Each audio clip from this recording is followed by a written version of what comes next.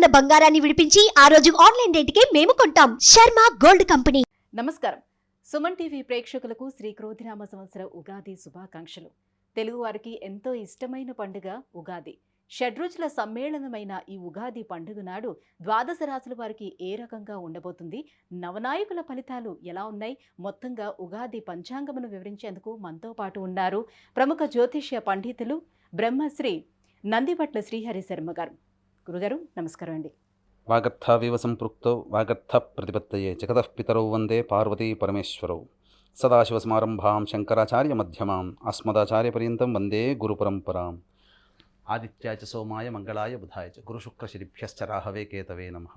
గురుగారు ముందుగా మీకు క్రోధినామ సంవత్సర ఉగాది శుభాకాంక్షలు. మీకు వీక్షించేటువంటి సుమన్ టీవీ ప్రేక్షకులు కూడా క్రోధినామ సంవత్సర శుభాకాంక్షలు. గురుగారు, ఈ క్రోధినామ సంవత్సరంలో ద్వాదశ రాశుల వారికి, అందులో ముందుగా మేషరాశి వారికి ఏ రకంగా ఉండబోతుంది, నవనాయకులు ఎలా ఉన్నారు వారికి? క్రోధినామ సంవత్సరం పేరులోనే క్రోధి అనేటువంటిది అర్థం వస్తుంది, అంటే కోపాన్ని కలిగిస్తుంది, కోపము. దీనికి తగ్గట్టుగా ఈ క్రోధినామ సంవత్సరానికి రాజు కుజుడు, మంత్రి శని. గమనించుకున్నట్లయితే ఈ కుజ శనులకు ఎప్పుడు కూడా వైరం ఉంటుంది. అంతరిక్షంలో మనకు గ్రహ సంచార రీత్యా శని కుజులు కలిశారు అని అంటే యుద్ధ వాతావరణం మెలుకుంటుంది అని శాస్త్ర ప్రకారం మనకు చెప్పబడి ఉంటుంది. కాబట్టి కుజుడు రాజు అయి శని మంత్రి అయి ఉన్నప్పుడు ఈ క్రోధినామ సంవత్సరం అంతా కూడా సాధారణం కంటే కూడా అసాధారణమైనటువంటి పరిస్థితులే ఎక్కువగా ఉంటాయని చెప్పవచ్చు. ఇక గమనించుకున్నట్లయితే కర్కాటకంలో కుజుడు కుజస్తంభనం అనేటువంటిది 21 అక్టోబర్ 2024 నుంచి 21 జనవరి 2025 వరకు కుజస్తంభనం ఉంటుంది. ఈ సంవత్సరం చాలా అత్యంత కొన్ని రాశులలో జన్మించినటువంటి వాళ్ళకి యోగకాలము, మరికొన్ని రాశుల్లో జన్మించినటువంటి వారికి అవయోగ కాలం. అలాగే శని మౌఢ్యమి, అనగా ఈ శని మౌఢ్యమి 23 ఫిబ్రవరి 2025 నుంచి 29 మార్చి 2025 వరకు శని మౌఢ్యమి. కాబట్టి ఈ చెప్పినటువంటి కుజస్తంభనము మరియు శని మౌఢ్యమి గురుపాలిత రాశులలో జన్మించినటువంటి వారికి యోగమైతే, శనిపాలిత రాశులలో జన్మించినటువంటి వారికి అవయోగాన్ని కలగజేస్తుంది. ఇక గమనించుకున్నట్లయితే ఈ మేషరాశికి సంబంధించినటువంటి ఫలితాలు కనుక చూసుకున్నట్లయితే ఈ క్రోధినామ సంవత్సరంలో ఆదాయము 8, వ్యయము 14, అలాగే రాజ్యపూజ్యము 4, అవమానము 4. అంటే ఇక్కడ చాలామందికి ఈ ఆదాయం వ్యయం అంటే ఏంటి అనేటువంటిది కూడా సందేహాలు అనేటువంటి ఉంటాయి. అంటే ఇక్కడ గమనించాల్సింది ఏంటంటే ఖర్చు ఎక్కువ అవుతుందని కాదు, కాస్తే ఇక్కడ సాధారణంగా గమనించాల్సింది ఆదాయం 8 ఉన్నప్పుడు వ్యయం 14 అని అంటే ఆదాయం చాలా చక్కగా ఉంటుంది, కానీ వ్యయం 14 ఉందనంటే మీ యొక్క కోరికలు నెరవేర్చుకోవడం కోసం, మీ యొక్క సొంత ఖర్చుల కోసం అప్పులు చేసైనా కానీ మీ యొక్క సమస్యల్ని పరిష్కరించుకుంటారు అని అర్థం. ఇక రాజ్యపూజ్యం 4, అవమానం 3 అంటే 3 చోట్ల అవమానపడతాము, 4 చోట్ల గొప్పగా వెలిగిపోతామని కాదు అక్కడ అర్థం. రాజ్యపూజ్యం అంటే మీ యొక్క అభ్యున్నతిని, మీ యొక్క పురోగతిని, మీ యొక్క వృద్ధిని చూసి సంతోషపడేవాళ్ళు నలుగురైతే, లోపల మీ యొక్క అభివృద్ధిని చూసి కులిపోయేవాళ్ళు ఈ యొక్క ముగ్గురు ఉంటారని అర్థం. కాబట్టి అన్ని రకాలుగా ఈ సంబంధించినటువంటి మేషరాశి ఫలితాలన్నింటినీ తెలియజేసుకుందాం. ముందుగా ఈ మేషరాశికి చూసుకున్నట్లయితే మేషరాశికి ద్వితీయంలో గురువు, షష్టమంలో కేతువు, అలాగే ఏకాదశంలో శని, ఇక్కడ వ్యయంలో రాహు. వెరసి సంవత్సర ఫలితాలని తెలియచేసేటువంటి గ్రహాలు ముఖ్యంగా దీర్ఘకాలిక గ్రహాలు గురువు, శని, రాహువు, కేతులు. కాబట్టి ఈ మేషరాశిలో జన్మించినటువంటి వారికి ఈ గత శోభకృత నామ సంవత్సరంలో ఏర్పడినటువంటి అపజయాలన్నీ కూడా ఈ క్రోధినామ సంవత్సరంలో విజయాలుగా మరల్చుకుంటారు. అందులో ఏమాత్రం సందేహం లేదండి. ఎందుకనంటే ధనకారకుడైనటువంటి గురువు ధనస్థానంలో సంచరిస్తున్నటువంటి కారణం కాబట్టి అన్ని రంగాల్లో ఉన్నటువంటి వారికి, వ్యాపారస్తులకి, ఉద్యోగస్తులకి చాలా చక్కటి యోగదాయకమైనటువంటి కాలంగా చెప్పవచ్చు. ఇక్కడ గమనించుకున్నట్లయితే విద్యార్థులకి, ప్రధానంగా విద్యార్థులు చక్కటి ఉత్తీర్ణతా శాతంలో ఉత్తీర్ణులవుతారు. మంచి భవిష్యత్తు కలిగినటువంటి విద్యా వ్యవస్థలో మీరు ఉంటారని చెప్పవచ్చు. ఇక ఉద్యోగస్తులకి ఊహించని విధంగా ప్రమోషన్స్ జరుగుతాయి, బదిలీలు కూడా జరుగుతాయి, కానీ ప్రమోషన్స్తో కూడుకున్నటువంటి బదిలీలు జరుగుతాయని చెప్పవచ్చు. ముఖ్యంగా హోటల్స్ రంగంలో ఉన్నటువంటి వారికి, అలాగే వ్యాపారస్తులకి, కిరాణా జనరల్ స్టోర్ నడిపేటువంటి వారికి, జ్యువెలరీ రంగంలో ఉన్నటువంటి వారికి, విద్యారంగంలో ఉన్నటువంటి వారికి గొప్పదైనటువంటి యోగ కాలం ఉంటుంది. ఇక వివాహానికి సంబంధించినటువంటి విషయాలు కనుక పరిశీలించుకున్నట్లయితే కొన్ని ఇక్కట్లు అనేటువంటివి ఎదురవుతాయి, కొన్ని వివాహ ప్రయత్నాల్లో ఆటంకాలు అనేటువంటివి ఉంటాయి. కానీ వాటన్నిటినీ కూడాను దైవబలంతో అధిగమించుకున్నట్లయితే చక్కగా అభివృద్ధి బాటలో ఉంటారని చెప్పవచ్చు. అందుకనే ఇక్కడ ప్రధానంగా గమనించుకున్నట్లయితే ద్వాదశ రాశుల్లో జన్మించినటువంటి వారికి నవగ్రహాల యొక్క అనుగ్రహం ఈ క్రోధినామ సంవత్సరం సంపూర్ణంగా ఉండాలి. కాబట్టి ఈ నవగ్రహాల యొక్క అనుగ్రహం కోసం ఈ సంబంధించినటువంటి తమిళనాడు కుంభకోణం దగ్గరలో ఉన్నటువంటి నవగ్రహాల టెంపుల్స్లో ప్రతి సంవత్సరం కూడా జూన్ నెల మరియు జనవరి నెలలో ఈ నవగ్రహాల టెంపుల్స్లలో నవగ్రహాలకి అభిషేకాలు, నవగ్రహాలకు సంబంధించినటువంటి హోమాది కార్యక్రమాలని కూడా మా పీఠం ఆధ్వర్యంలో జరుగుతాయి. కాబట్టి ఎలా నమోదు చేసుకోవాలనేటువంటిది ఈ కార్యక్రమం తదనంతరం కాంటాక్ట్ చేయవచ్చు. ఇక గమనించుకున్నట్లయితే ప్రధానంగా కుంభరాశిలో శని సంచారం జరుగుతూ పంచమ స్థానాన్ని అలాగే అష్టమ స్థానాన్ని వీక్షణ చేయడం, అలాగే రాశిని కూడా వీక్షణ చేయడం, ఈ యొక్క శని ప్రభావం అనేటువంటిది ఇబ్బందికర పరిస్థితులు అనేటువంటివి ఉంటాయి. కొన్ని ప్రయత్నాలు చేసినప్పటికీ ఆటంకాలు అనేటువంటివి ఉంటాయి. ఎలా ఉంటాయనంటే, మీరు ఎక్కాల్సిన బస్సుకి మీరు బయలుదేరారనుకోండి, బస్ స్టాండ్కి రాగానే ఇప్పుడే వెళ్ళిపోయిందండి బస్సు అని చెప్తున్నా అంటే అతి కొద్ది ప్రయత్నంలోనే మన యొక్క ఫలితాలన్నీ చేజారిపోతూ ఉంటుంటాయి. కాబట్టి జాగ్రత్తగా దైవానుగ్రహాన్ని పొందే ప్రయత్నం చేసుకుంటూ ముందడుగు వేసినట్లయితే చాలా మంచిదని చెప్పవచ్చు. ఇక ఈ మేషరాశి వారికి అద్భుతమైనటువంటి కాలము. కుజుడు కర్కాటక రాశిలో స్తంభించి ఉండడం, ఈ 21 అక్టోబర్ 2024 నుంచి 21 జనవరి 2025 వరకు. అలాగే గురుపాలితమైనటువంటి మేషరాశికి శని మౌఢ్యం ఏర్పడుతుంది. ఎప్పుడు ఏర్పడుతుంది? 23 ఫిబ్రవరి 2025 నుంచి 29 మార్చ్ 2025 వరకు. కాబట్టి ఈ సమయము ఈ మేషరాశి వారికి అద్భుతమైనటువంటి యోగ కాలము. వివాహాది ప్రయత్నాలు చేసుకొని వివాహ సంబంధాలు కుదుర్చుకున్నట్లయితే, ఈ యొక్క సమయంలో వివాహం కనుక మీరు పెట్టుకున్నట్లయితే తప్పకుండా అద్భుతమైనటువంటి యోగదాయకంగా ఉంటుందని చెప్పవచ్చు. ఇక గమనించుకున్నట్లయితే ఆరోగ్యం పట్ల శ్రద్ధ వహించాల్సినటువంటి పరిస్థితి.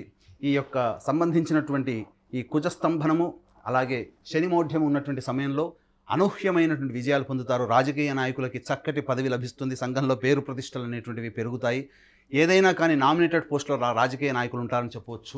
ఇక గమనించుకున్నట్లయితే ఈ సమయంలోనే ఎక్కువగా పంటకి అధిక దిగుబడులు రావడం, రైతులకి చాలా మేలుదాయకమైనటువంటి పరిస్థితులు ఏర్పడతాయి. కాబట్టి మంచి మార్కెట్ ధరతో మీ యొక్క ఉత్పత్తులు కొనుగోలు చేయడం, తద్వారా మీరు లాభదాయకంగా రైతులు ఉంటారని చెప్పవచ్చు.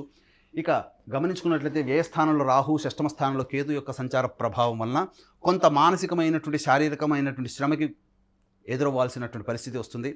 అనుకోని సంఘటనలు అనేటువంటివి జరగడం, తద్వారా ఆరోగ్య సంబంధించినటువంటి ఇబ్బందులు ఎదుర్కోవడం, అలాగే అనవసరమైనటువంటి ధన వ్యయం అనేటువంటిది ఉంటుంది.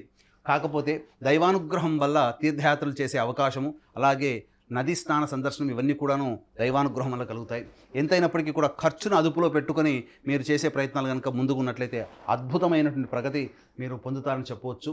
అలాగే ఈ సంబంధించినటువంటి ఈ సమయంలోనే కర్కాటకంలో కుజుడు అనగా అక్టోబర్ నుంచి జనవరి వరకు కూడా ఉన్నటువంటి ఆ 3 నెలల కాలంలో గృహానికి సంబంధించినటువంటి మరమ్మతులు కానీ, నూతన గృహం కొనుగోలు కానీ, లేదా వాహన కొనుగోలు కానీ ఈ యొక్క మేషరాశిలో జన్మించినటువంటి వారు చేస్తారని చెప్పవచ్చు. అలాగే చక్కటి భవిష్యత్తు కలిగినటువంటి విద్యా వ్యవస్థలలో ఈ సంబంధించినటువంటి మేషరాశి వాళ్ళు ఉంటారు. ఉన్నతమైనటువంటి విద్యలో మీరు అనుకున్నటువంటి చోట, అనుకునేటువంటి విధంగా మీ యొక్క విద్యా వ్యవస్థలో ఉంటారని చెప్పవచ్చు. అనగా మంచి కోరుకున్నటువంటి చోట, కోరుకున్నటువంటి స్ట్రీమ్లో, అనగా మీరు ఏది అనుకుంటారో విద్యార్థులు ఆ యొక్క సంబంధించినటువంటి స్టడీ మీరు చేయడానికి అవకాశాలు ఎక్కువగా ఉంటాయని చెప్పవచ్చు. కాబట్టి అన్ని రకాలుగా చూసుకున్నా గత సంవత్సరం కంటే కూడా ఈ మేషరాశి వారికి ఈ సంబంధించినటువంటి ఈ క్రోధినామ సంవత్సరం యోగదాయకమైనటువంటి సమయం చెప్పవచ్చు. కాకపోతే మానసిక శ్రమ, శారీరక శ్రమ, అలాగే కొంత ఖర్చు అదనంగా అయ్యేటువంటి అవకాశం ఉంటుంది. కాబట్టి జాగ్రత్తగా ఉండండి. ఎల్లప్పుడూ కూడా ఈ మేషరాశిలో జన్మించినటువంటి వారు తమ అంతరంగిక శత్రువులు, అంటే మన ముందుకు చాలా మంచిగా కనిపిస్తారు కానీ మన వెనక గోతులు తవ్వుతుంటారు. కాబట్టి మనల్ని చూసి ఈర్ష్యపడేటువంటి వారి పట్ల ఒక కన్ను వేసి జాగ్రత్తగా ఉండేటువంటి అలవాటు చేసుకొని మీ యొక్క భవిష్యత్ ప్రణాళిక రూపొందించుకున్నట్లయితే మేషరాశి వారి ఈ క్రోధినామ సంవత్సరం అంతా కూడాను యోగదాయకంగా ఉంటుంది. శని మౌఢ్యం ఏర్పడడం, కుజ స్తంభనం ఏర్పడడం, ఈ యొక్క సమయం అంతా కూడా అనగా అక్టోబర్ నుంచి మార్చి వరకు కూడా ఉన్నటువంటి సమయం చాలా చక్కటి సమయం. అలాగే గత సంవత్సరం ఏర్పడినటువంటి ఇబ్బందులు, గురువు వృషభ రాశిలోకి సంచారం జరుగుతున్నటువంటి కారణం చేత చక్కగా యోగదాయకమైనటువంటి స్థితిలో ఉంటారని చెప్పవచ్చు. ప్రతి పనిలో బద్ధకము, అలసత్వము, పోస్ట్ పోన్మెంట్ ఆఫ్ వర్క్ అనేటువంటిది శని మీ యొక్క మేషరాశిని వీక్షించడం వల్ల కలుగుతుంది. కాబట్టి దాన్ని దృష్టిలో పెట్టుకొని అనుకున్న పని అనుకున్నదే తడవుగా చేసుకున్నట్లయితే మంచి భవిష్యత్తు ఉంటుంది. సంతానము పట్ల కొంత మానసికమైనటువంటి ఆందోళన కలిగించేటువంటి సమయం. ఏదేమైనప్పటికీ కూడా శని ప్రభావం ఉన్నంత వరకు కూడా సంతానము అభివృద్ధిలోకి లేకపోవడము, మీ యొక్క సంతానము ఈ కుజాష్టమం అనగా కుజస్తంభనం ఏర్పడడం అనేటువంటి కారణం చేత మంచి సత్ఫలితాలని మీ యొక్క సంతానం ద్వారా పొందుతారు. ఆలోచన చేసినటువంటి పనులన్నీ కూడా ముందుకు సాగిపోతాయి. అలాగే ఈ యొక్క అక్టోబర్ వరకు కూడా, ఏప్రిల్ నుంచి అక్టోబర్ వరకు కూడా నిర్ణయాలు పెద్దవాళ్లతో చర్చించి కనుక మీరు ముందుకు తీసుకున్నట్లయితే తప్పకుండా ఆనందకరమైనటువంటి జీవితాన్ని పొందుతారని చెప్పడంలో ఏమాత్రం సందేహం లేదు. గురువుగారు ద్వితీయ స్థానంలోని గురువు అలాగే లాభస్థానంలోని శని ఉన్నారు కాబట్టి వీళ్ళకి తిరుగుండదు అని చాలామంది అనుకునేటువంటి మాట. కానీ శని వల్ల కాస్త ఇబ్బందులు ఉంటాయని మీరు చెప్తున్నారు. అదేవిధంగా స్త్రీలకు ఏ రకంగా ఉండబోతుందో కూడా తెలియజేయండి. స్త్రీలకి, విశేషించి స్త్రీలకి యోగదాయకమైనటువంటి సమయంగా చెప్పవచ్చు. మేషరాశిలో జన్మించినటువంటి వారు అనగా ఈ మేషరాశిలో అశ్విని, భరణి 4 పాదాల వారు, కృత్తిక 1వ పాదం వారు, మొత్తం 9 పాదాల వారు మేషరాశిలోకి వస్తారు. కాబట్టి స్త్రీలు ముఖ్యంగా మీ మాటకి విలువ పెరుగుతుంది. కుటుంబ స్థానంలో గురువు సంచారం చేస్తున్నటువంటి కారణం చేత మీరు ఇంటి పెద్దగా వ్యవహరించేటువంటి అవకాశం ఉంటుంది. అలాగే షష్టమందు కేతువు, వ్యయమందు రాహు ఉండడం వల్ల కొంత వ్యయ ప్రయాసలు కూర్చి కుటుంబ బాధ్యతలను నెత్తి మీద వేసుకొని ప్రయత్నించాల్సినటువంటి పరిస్థితి. తద్వారా మీకు కొంత శారీరక అనారోగ్యం చేసేటువంటి అవకాశాలు ఉంటాయని చెప్పవచ్చు.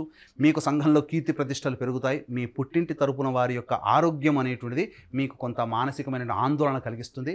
అయితే ఏదేమైనప్పటికీ కూడా ఈ యొక్క కర్కాటక రాశిలో కుజ సంచారం జరుగుతున్నంత సమయంలో ముఖ్యంగా స్త్రీలు ఎవరైతే దాంపత్య జీవితంలో ఇబ్బందులు పడుతున్నటువంటి వాళ్ళు ఉంటారో వాళ్ళకి మంచి శుభ సూచకంగా యోగదాయకమైనటువంటి పరిస్థితులు కలుగుతాయి.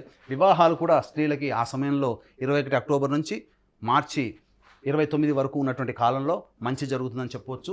ఇక వృత్తి ఉద్యోగాలలో మీకు ఈ 23 ఫిబ్రవరి 2025 నుంచి 29 మార్చి 2025 వరకు ఉన్నటువంటి సమయం వృత్తి ఉద్యోగాలలో రాణింపు అనేటువంటిది ఉంటుంది. తద్వారా మీకు మంచి భవిష్యత్తు కలుగుతుంది. ఇక ఎవరైతే సంతానం కోసం ఎదురు చూస్తున్నటువంటి స్త్రీలు ఉంటారో చక్కటి ద్వితీయార్థం అనగా అక్టోబర్ లోపల డెలివరీ అయినటువంటి వాళ్ళకి స్త్రీ సంతానం కలిగినట్లయితే, అలాగే అక్టోబర్ తర్వాత పురుష సంతానం కలగడానికి అవకాశాలు ఎక్కువగా ఉంటాయని చెప్పవచ్చు. గురుగారు, మరి ప్రతికూల పరిస్థితులను అధిగమించి అనుకూలమైనటువంటి పరిస్థితులను పొందాలి అని అంటే ఎటువంటి పరిహారాలను పాటించాలి? అలాగే వీరికి అనుకూలమైనటువంటి వారము, రంగు ఏంటి? గమనించుకున్నట్లయితే మేషరాశి వారికి అదృష్ట సంఖ్య 9, అనుకూలమైనటువంటి రంగు పసుపు, ఎరుపు, తెలుపు కూడా. ఇక సంబంధించి చూసుకున్నట్లయితే ముఖ్యంగా ఈ మేషరాశి వారికి సమస్యలు ప్రతి రాశి వారికి ఉంటాయండి. సమస్యలు ఉంటాయి, సంతోషము ఉంటుంది. ఎప్పుడు కూడా సంవత్సరం అంతా ఒకరికి ఆనందం, సంవత్సరం అంతా ఇంకో రాశి వాళ్ళకి దుఃఖము, అట్లాంటిది ఏమీ ఉండదు.